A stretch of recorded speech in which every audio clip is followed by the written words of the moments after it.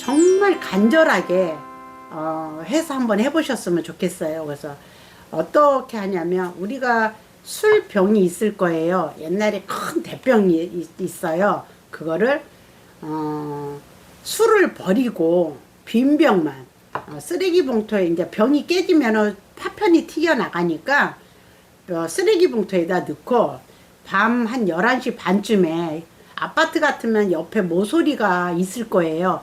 거기에다가 중간쯤에 깨면 깨져요.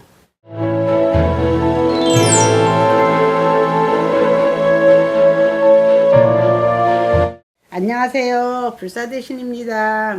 요즘에 경제가 힘들죠. 많이 힘들어요. 근데 이제 장사들도 또 많이 안 되고, 그러다 보니 임대도 나가야 되고, 매매도 나가야 되고, 또 집도 나가야 되고, 이제 많은 게 있는데, 저는 또 제가 지금도 그분이 오시지만 아파트를 해놨는데 사는 집이 안 나가는 거예요. 그래서 선생님, 저 며칠 날까지 집을 들어가야 되는데 집이 안 팔려서 어떻게 해요? 그래서 저 할머니가, 할아버지라니, 어떻게 해봐라, 이렇게 해주시더라고요. 그래서 근데 한 달이면은 분명히 오실 거야 이러더라고요. 근데 정말 한 달 있다 왔어요.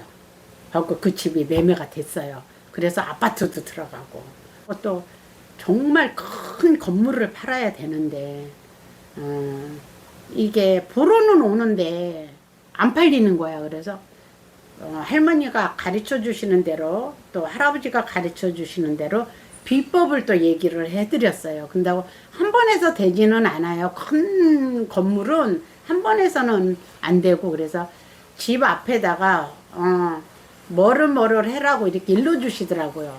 그랬더니 정말 3개월 있다가 그 3층짜리 건물이 매매가 됐어요. 그런데 이런 게 있는 것 같아요. 설마 이렇게 해서 나갈까? 이렇게 해서 뭐랄까, 급하게 마음 먹으면 매매라는 거는 힘들어요. 그래서 조금 마음을 여유를 가지고 하다 보면, 제가 일러주는 대로 하면은 분명히 이 매매는 된다고 생각해요. 그런데 부정적인 말을 가지고 있으면 매매는 절대 실령님이 움직이지 않아요. 그래서 저는 매매를 하는데 돈 하나도 안 받고 일러줬어요. 그래서 지금도 감사하다고 하고, 그래서 매매를 저희가 거의 많이 시켜줬고, 오는 손님한테도 돈 안 받고 일러줘요. 그냥 할머니가 가서 해봐, 내가 가면 돈이 들어가니 충분히 니네가 할 수 있으니 해봐. 그래서 엊그저께도 집이, 아파트가 임대가 나가야 되는데 매매가 돼야 되는데 못한다고 전화가 와서 제가 일러줬더니 바로 보러 왔다고, 계약을 한다고 얘기를 하더라고요. 그래서 그렇게도 해본 적도 있어요. 그래서 제가 이 비법은 일러를 주실 테니 한번 정말 간절하게 해서 한번 해보셨으면 좋겠어요. 그래서 어떻게 하냐면, 우리가 술병이 있을 거예요. 옛날에 큰 대병이 있어요. 그거를 술을 버리고 빈 병만 쓰레기 봉투에, 이제 병이 깨지면 파편이 튀겨나가니까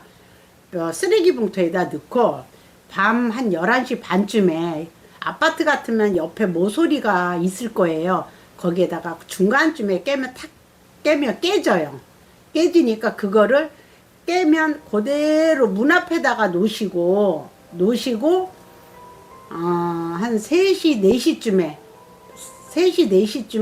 쓰레기통에다 갖다 버리세요. 그러면 빠르면 일주일 안에 소식이 오고, 그렇지 않으면 한 달 정도 있으면 소식이 와요. 그 대신에 꼭 이렇게 해서 될까라는 부정적인 생각은 하시지 마시고 꼭 나가게 해주세요. 급한 일이니까. 그래서 저는 그렇게 살해해서 감사하다고 법당에다가 사례비 올린 분들이 많아요.